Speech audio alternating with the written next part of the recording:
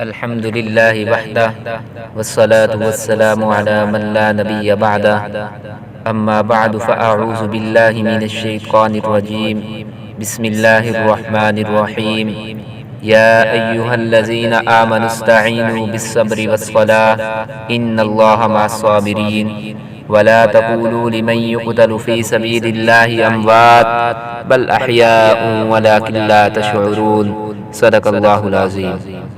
میرے انتہائی واجب الاحترام دوستوں، بزرگوں اور بھائیوں، آج میں آپ حضرات کے سامنے جس عنوان پر بات کرنے کی جسارت کر رہا ہوں وہ ہے فکر آخرت۔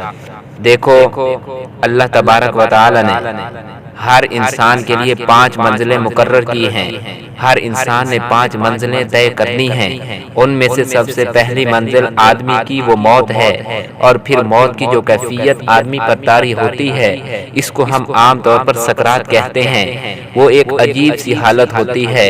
سب لوگ اس بات کو جانتے ہیں، کوئی آدمی اس سے بے خبر نہیں کہ انسان کی یہ زندگی بالکل فانی ہے۔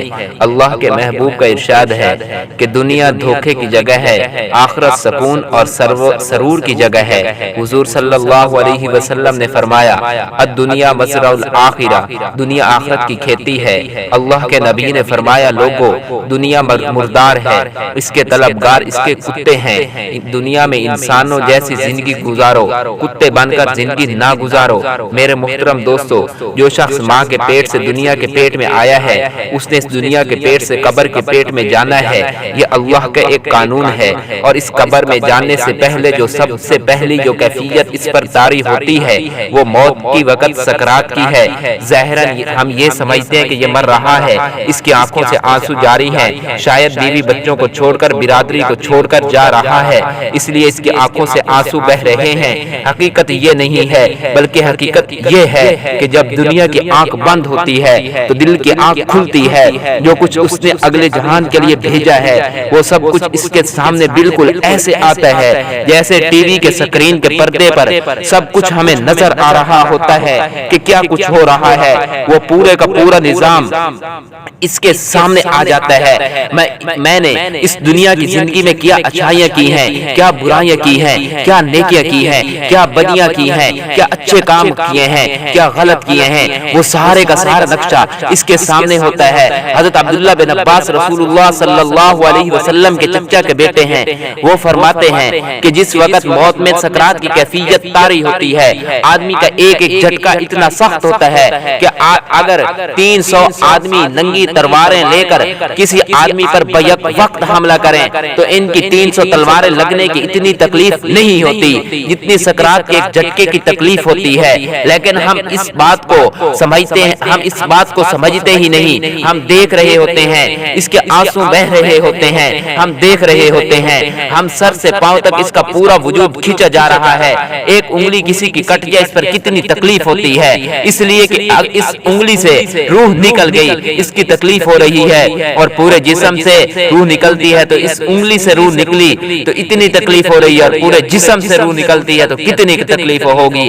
اس لیے حدیث پاک میں آتا ہے، رسول اللہ صلی اللہ علیہ وسلم نے فرمایا، ایک دعا سکھائی، یہ دعا بھی مانگا کرو۔ ہم دعا مانگتے ہیں، اللہ دولت دے، زمین دے، رقبہ دے، فلاں مقدمہ میں کامیابی دے، اچھی بیوی عطا فرمائے، یہ ساری اچھی باتیں ہیں، ان میں سے کسی کا انکار نہیں ہے۔ لیکن آخرت کی فکر کی دعا میں اللہ کے نبی نے فرمایا، یہ دعا مانگی کرو، اللہم اعنی علی سکرات الموت۔ میرے دوستو، ہزاروں جنازے ہم روزانہ اٹھتے ہوئے دیکھتے ہیں، لیکن اپنی موت کی فکر نہیں کرتے۔ حدیث میں آتا ہے، حضور علیہ السلام صحابہ کے پاس بیٹھے تھے، فرمایا، اے صحابہ مجھے بتاؤ تمہیں موت کی کتنا یقین ہے؟ کسی ایک صحابی نے کہا، یا رسول اللہ صلی اللہ علیہ وسلم مجھے صبح سے لے کے ظہر تک امید ہے۔ ایک نے کہا ظہر سے عصر تک، ایک نے عصر سے مغرب تک، ایک نے مغرب سے عشاء تک۔ حضور علیہ السلام نے فرمایا، وہ میرے صحابہ، میرے دوستو، اتنی لمبی دنیا کی زندگی کی امیدیں لے کر بیٹھے ہو، میں محمد الرسول اللہ صلی اللہ علیہ وسلم نماز میں ایک طرف سلام پھیروں تو مجھے دوسری طرف سلام پھیرنے کا یقین نہیں ہے۔ شاید موت کا فرشتہ اس سے پہلے نہ آ جائے۔ آج ہم اپنی آنکھوں کے سامنے دیکھتے ہیں اور یہ ایک عجیب نظام قدرت ہے کہ موت کی ترتیب کوئی نہیں، آنے کی ترتیب ہے لیکن جانے کی ترتیب کوئی نہیں۔ آنے کی ترتیب ہے کہ دادا پہلے، باپ بعد میں، بیٹا پوتا بعد میں ہے، پھر اس سے آگے اس کی نسل چلتی ہے، لیکن جانے کی کوئی ترتیب نہیں ہے۔ دادا بیٹھا ہے، پوتے کا جنازہ جا رہا ہے، باپ بیٹھا ہے، بیٹے کا جنازہ جا رہا ہے، ماں باپ زندہ ہیں، اولاد دنیا سے رخصت ہو رہی ہے، دودھ پلانے والی بیٹھی ہے، دودھ پینے والا رخصت ہو رہا ہے، بچہ چیخ رہا ہے، ماں دنیا سے رخصت ہو رہی ہے۔ یہ ایک ترتیب اللہ کے ہاں تو ہے، بندوں کے ہاں اس نظام کی کوئی ترتیب نہیں ہے۔ انسان کی زندگی کا ایک وقت متعین ہے۔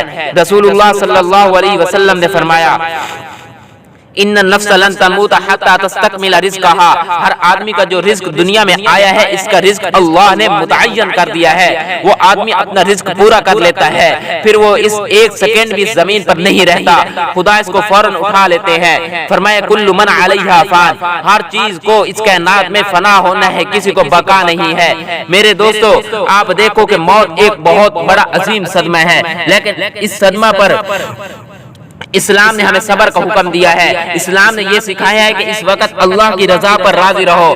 ظاہر ہے کہ مرنے والے کو آپ دوبارہ زندہ نہیں کر سکتے، آپ اس کو واپس نہیں لا سکتے، لیکن اتنا تو کر سکتے ہیں کہ اللہ کی رضا پر راضی رہو۔ خدا کو اس کا بھی اجر عطا کرتا ہے، تمہیں بھی اس کا اجر عطا کرتا ہے۔